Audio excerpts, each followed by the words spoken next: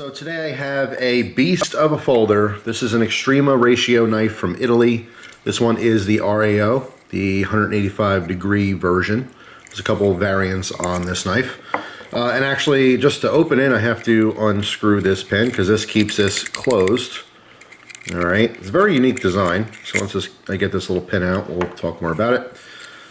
All right, so here it is, open and locked. When I got this knife, it actually had a bungee cord. Let me show you that real quick. Let's get this box out of the way. There's a big old box that comes with. There's the specific model. All right, I open it up. Came with this little bungee. All right, so this bungee was tied to the bottom through the large lanyard hole, okay, and it housed this pin so you don't lose it. Okay, makes sense, right? It's a small piece, you don't want to lose this thing. Initially, I just didn't like it. I didn't like how it felt. I didn't like it kind of hanging there or anything when I was using the knife. So what I did was I took it off, and to be honest, it has not been a problem since. I know I mentioned it, I think the first time I showed this knife, and people said I'm going to lose it. And yeah, I mean, like I said, if it didn't have any place to go, you would lose it. But once this knife is in the open position, you could just screw it back in. All right, and that's what makes this so special, is that this turns a folding knife into a fixed blade. All right, so not only would the lock have to fail completely, which I just don't see that happening, but even if it did fail, the knife blade is now locked completely open, and there's no blade play at all right, even after tons and tons of use. I mean, I really beat this thing up in the woods, all kinds of chopping. This is one of those knives that I would actually be comfortable chopping with, which I did. I was trying to get it to get loose, to get some kind of play in there, or to break, and it never happened. Chopped down a couple of very small trees, you know, maybe 1 to 2 inch diameter trees. Did a lot of splitting with this as well. Just smaller branches just because it's not that long of a blade. You know, just totally beat on this thing. So I'm gonna take the pin back out so I can continue talking about it, but just wanted to show this. Once the pin is in, it is not going anywhere. And again, if this lock happened to move over or fail completely, it still can't go. Now when the lock is over, you can hear there's ever so slightly a little bit of play, but again, rubs up against that pin and has nowhere to go. You'd have to completely shear this pin. The blade would probably break before that would even happen. That's if the lock breaks first, which again, I don't foresee any reason why that would happen. All right, so let's take this pin out. But yeah, just so you know, it does come with a bungee, so if you feel like you might lose it or something, or if you just want to open the knife and use it without the pin, you don't have to. It would just be dangling on that piece of bungee. All right, so I'll put this off to the side so I don't forget it. So let's talk about some specs on this knife. This is made in Italy. All right, it is an Extrema Ratio design. So this knife design was made and is used by a specific special forces unit or group in Italy. So it's not some made up, you know, fantasy G.I. Joe military thing. Actual military knife that's used in Italy. Of course, you can look up more specific details online about the group. A lot of it is obviously in Italian, so some of the words I probably would butcher and wouldn't be able to pronounce correctly anyway, so I decided to omit that from this particular video, but it is actually kind of interesting if you want to know more about the group that uses this. But anyway, when I first got this knife, I mean, I was very excited about it because it's such a strong folding design. I mean, again, it's a virtual fixed blade. Once this thing is open and locked, I don't foresee this lock having any kind of problems. All right, you can see there's, I don't know if you can see if I zoom in maybe, but there's a spring on the inside which keeps constant pressure over. All right, so disengaging the lock, you have to push that way. Okay, it's ambidextrous, it's on both sides. All right, so you can use, you know, lefty or righty to do that. Once you disengage the lock, then of course it initiates the fold. Actually, while I'm zoomed in here a little bit, I want to talk about this pivot screw. What's interesting is that this specific one, the RAO 185, this is one variant of this knife, but when you look it up, some of the older versions have just kind of a torque screw here, and actually the locking piece is a little bit you know, differently designed as well. Whereas you have a torque screw inside the lock, you can see on both sides. And what they did here was really cool. I really like this feature a lot. So what we have is a simple flathead screw for our pivot screw, and you can see there's notches all around it. And you can also see there's a set screw. Okay, so in order to adjust this screw, for it to back out or loosen, you have to remove this screw fully first, or at least high enough so that the head is above those notches. So this is reinforcing this screw. So while using this and, you know, chopping down trees like I did and doing all kinds of crazy stuff with it, it's not going to loosen. It can't loosen. So that's really interesting. That is a very cool design feature. I love to see that on a lot of bigger, more robust designs that, you know, companies intend you to beat on. There's not a whole lot of, you know, huge folding knives out there that are supposed to be used for chopping and fixed blades and stuff.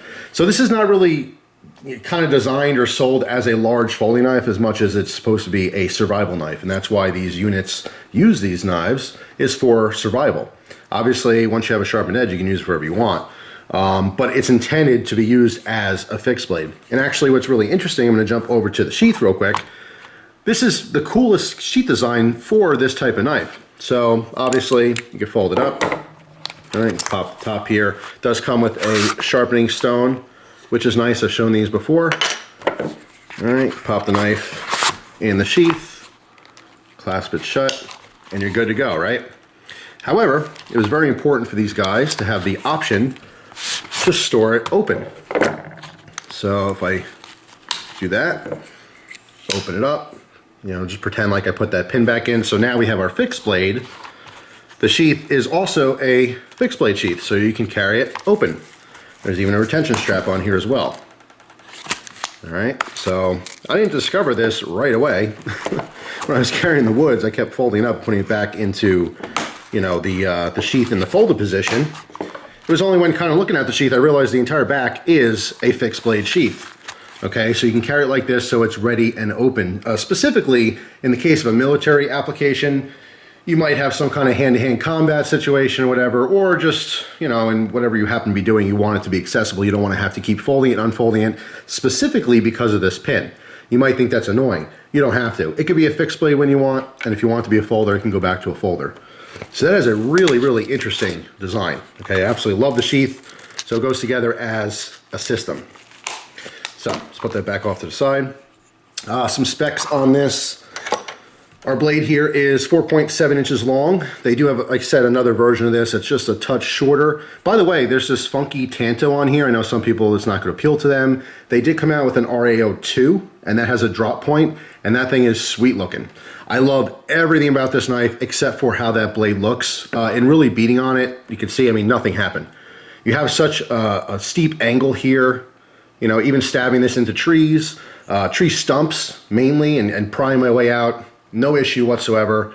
So, I mean, that's the advantage, obviously, of this design, but I just happen to like the looks of a drop point. Plus, the drop point offers an actual point that's more acute if you want to use it for penetration, you know, stabbing, whatever. I mention it because I think the RAO2 would be more popular in general, just a more traditional type blade shape, whereas this is kind of like a funky, you know, combination tanto. But it is extremely strong up front, super, super thick. You have the widest point, goes all the way up to the end here, all right? So, I mean, like I said, stab this into tree stumps, pried my way out, just no issues at all, just super, super robust. Did hold a pretty decent edge. I did have to sharpen it, all right? Our blade steel is the Bowler N690, which is used on a lot of the Extrema Ratio knives, as well as a lot of knives in Europe just in general, all right? Extremely popular, obviously more available there. Totally fine for its purpose. It is a little bit on the softer side, especially for a knife like this. You don't want like a super steel that's going to be really brittle and hard. Or you want something that's going to be a little bit on the softer side, but still have pretty decent edge retention. I did have to sharpen this, okay, just because I used it enough where it got almost dull, almost to the point where, you know, I couldn't even, like, you know, cut through cardboard super easily. Now the full length on this is 10.2 inches, all right, when it's open, and closed it's 5.5 inches, all right. This thing has an aluminum handle, all right, it's all metal construction. There's no plastic on this anywhere, no synthetic or anything. It's heavy, it's big, it's chunky, it's heavy. 12 ounces on the button. That's heavy. 12 ounces is getting to gun territory, all right. As far as like ergonomics, even though this has an aluminum handle, at first I thought maybe it'd be a little uncomfortable. I could tell you when I first started doing some testing, it was a little bit colder outside. I did not bring gloves, so yes, that aluminum handle does keep that or retain the colder weather, as well as if you use this in the, you know, dead of summer somewhere, it's 100 plus degrees, it's going to be hot as well. If you left this knife sitting out in the sun, it's going to be uncomfortable to hold. All right, so just keep that in mind. It goes for any all, you know, metal knife, or at least a lot of metal on your handles. But the ergonomics are actually really good. We have a huge oversized guard. It allows you to choke up and have a lot of security, especially when stabbing. I did a ton of stabbing because I was just curious about this really blunted tanto tip, which worked out perfectly. But, you know, because there's enough space here, it has a lot of bite. It's not going to slip off. There's no way you're going to slam into something and have your hand right up, all right, which is very good. Plus, keep in mind, if you did keep the bungee on there, it acts kind of like, you know, kind of like a hand lanyard. So your hand doesn't want to slip up anyway because it adds another layer of protection from that moving forward. Most of the time when I was using this, I really was beating on the thing, so I had my hand kind of buried down at the bottom, all right? So you can see this swoops up a little bit, the pinky rests in that finger groove, ring finger wraps right around there, and then the two fingers. I have a little gap here, all right? And I have larger hands, they're not huge or anything, but I would say if you're a real tall dude, a really big guy, and you got really meaty hands, you still have plenty of handle on this knife, which is really nice. In the case where if you have smaller hands, you have a couple different grip positions. You can, you know, ride it up high here if you want to do some fine cutting work down at the base of the blade. Or again, if you're doing chopping type applications, you can choke all the way down, where you're just using the, you know, the pointer finger and the middle finger here, and kind of using a little bit of a whipping motion, so you get more force coming down. All right, I found myself doing that a couple times too. Because again, it's all metal. When you're hitting something really hard, that shock does transfer, you know, into your hand a little bit. You do get that vibration. I feel that with fixed blades as well, maybe a little bit more in the folder application, maybe because we have separate parts, so it's vibrating the blade and it's hitting this, maybe it's intensifying that just a tiny bit. I'd have to do side-by-side comparisons. When I was doing testing, all I had was this. So I went out specifically to test this knife. I didn't have other fixed blades to compare it to. Maybe in the future, be interesting, but you know, just something I happen to notice, some vibration when like really beating on stuff and chopping. But I mean, ergos overall, I'll say very good. It does curve quite a bit around the back here, which is important. So everything that's riding or rubbing against your palm is nice and smooth. There's no hot spots or anything. The only fatigue I was getting is just a little bit on the pinky, just because of maybe the slightly thinner edges on the inside here. And again, that was the rough and tough stuff. So essentially what we have here with this blade shape is just one long flat edge, okay? Even though this is ground, it's somewhat sharp on the top, but because the geometry changes, it's super thick for that strength. Maybe you can see that. So I mean, you're not gonna be doing any fine cutting with the tip at all. And the top here, this is not really sharp. I mean, it's ground where it's connecting, but it's like this. It's pretty wide, so you're not gonna be like, you know, doing any cutting here. I can basically rub this against my finger a little bit, not worry about getting cut. So a little bit sharp here, not sharp here at all, even though it looks like it might be sharp. Very sharp down here. Okay, transitions pretty thin at the edge. All right, so it's an extremely usable knife. You can see there's jimping on the top here. It is very purposeful, does grab the finger. When I first got this, I actually cut an apple. It's the first thing I cut besides some paper. I cut an apple with it, used this just for grip. It didn't really make a difference or anything. Because it's such a large knife, I don't see myself, you know, kind of choking up and doing any fine cutting with this anyway, although you could if you really wanted to. As I mentioned before, huge lanyard hole on the bottom, all right, specifically for the bungee that comes with it, but if you wanted to swap that out for some paracord or something, you could certainly do so. I do like the idea of the bungee just because it has a little bit of stretch on there. You can get it nice and tight and snug around your hand if you did want to have that as somewhat of a hand guard, you know, kind of a cool option. But I mean, overall, it's really cool. You can see it's very easy to get open. There's no, you know, thumb studs or opening holes or anything. There's a cutout on the flat part of the blade here, okay, where obviously this logo is for that specific military group. But as you saw there, if you just apply pressure against it, you can easily open this one-handed.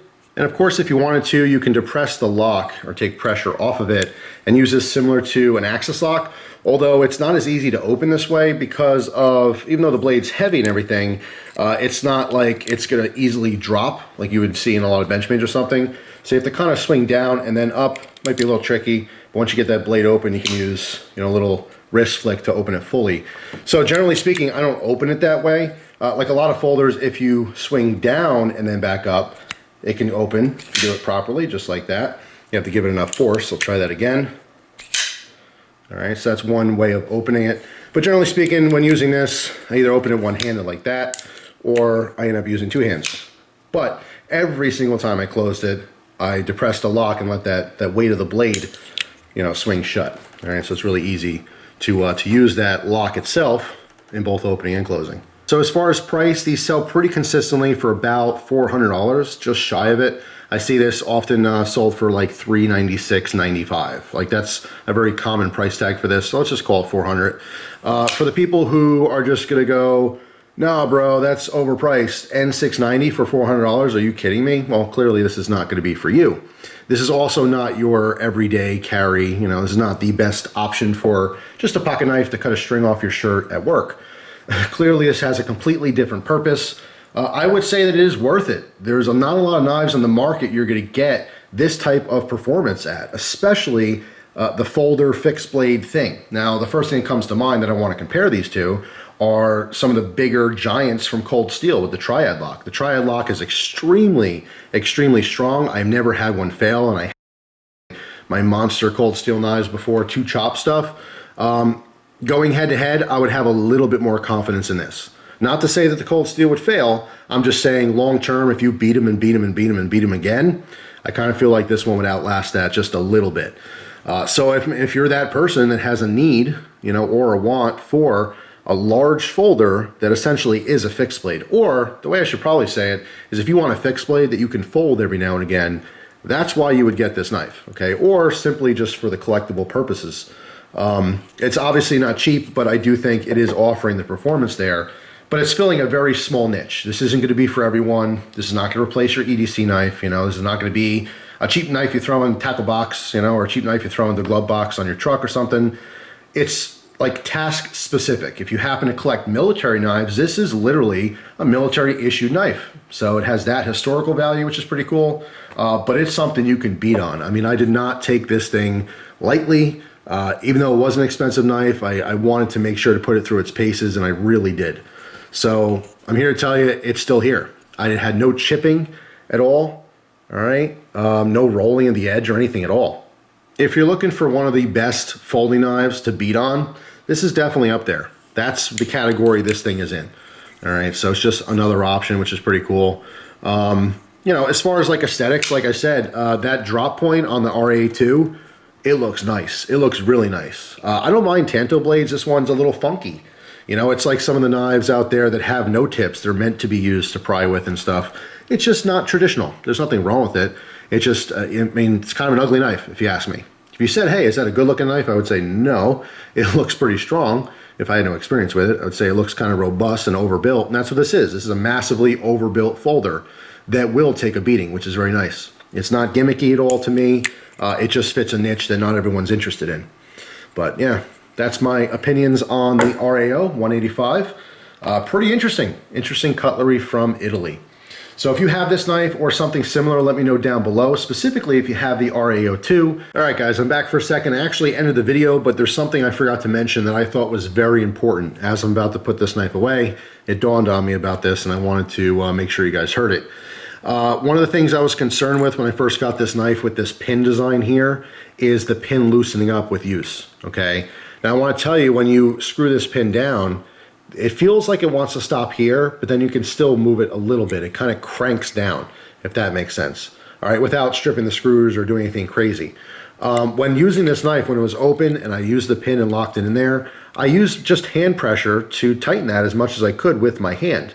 When I kind of cranked it down a little bit, I never had any issues with it backing up or loosening. That's very, very important because, again, my concern was when I'm chopping and whacking wood with this and doing all kinds of crazy stuff, what I did not want to happen was look down and not see the pin there. Now, that's only because I decided to take off the cord, okay, that bungee cord. Clearly, most people would probably keep the cord on and it would never be an issue, even if it opened up and eventually unscrewed, which is almost impossible because it would twist the cord.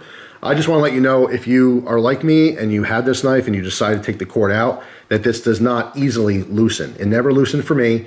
I'm not going to say that it can't happen. Of course, with lots of use and vibration, it could, you know, slowly unscrew. But again, from the totally locked down position, let's say there's 1, 2, 3, 4, 5, 6. There's 6 full rotations, all right, to completely unthread that screw. So just something I thought was very important to mention, because I know some people would be concerned. That's another thing too, is when I first got it, I did use it with the cord on there, and it was kind of a pain because when the cord's attached, you build up pressure. As you're unscrewing it, the cord wants to twist the other direction. All right, so just something worth mentioning. So that's all. Thanks for watching. Hope you guys have a wonderful day, and I will see you tomorrow with another video. Take care.